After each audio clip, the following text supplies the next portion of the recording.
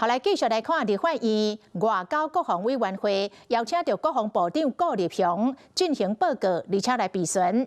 結果，民眾黨的立委柯忠信質詢的時陣，是用5分鐘的時間，學到家己穿空軍飛行外套進煙頭，都參空軍的紅啊，伊嘛懷疑是根據着家己的體型來打造的。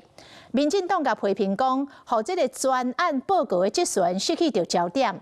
啊，民眾黨回應講，每一個立委攏有伊質詢的專業。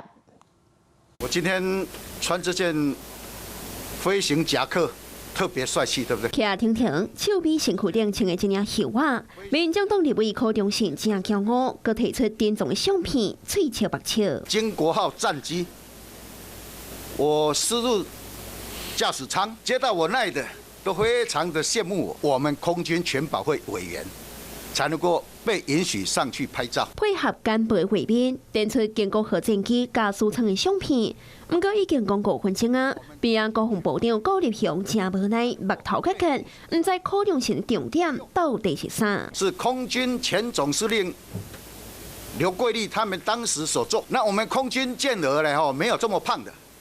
我懷疑他是根據我的體型做的。空軍的權益保障能夠落實，它才是我們的心理士氣的提升的重要的機制。不過，這條專案報告的備詢，主題是因應敵將的威脅，國軍變作強化官兵的戰鬥。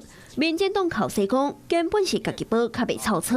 柯忠信回應，要落實對軍人權益的保障，互權保會加做真正靠山。尊重不同的委員他們的問政方式，但是我們還是強調一點，在立法院選民都在看你的問政有沒有內容，我想這才是最重要的關鍵。每個議員質詢有他自己質詢的專業啦，這個部分我們請許忠信委員來做回應。梁處理避免爭議繼續拖燒。是講民眾黨立委柯惠珠針對電感油加苯便秘超標加趙忠良質詢。你下游這個人的產品是從上游來的嘛？你的阿公應該，你阿公是不是人？你回答不出來。你阿公是不是人？我的細胞不能說細胞就是人。你現在就是護航到連你的阿公是不是人，你都沒有辦法回應哈。好，那我問部長的邏輯就是，請不要詆毀我的阿公。監督行政機關立委問政的表現也受到檢驗。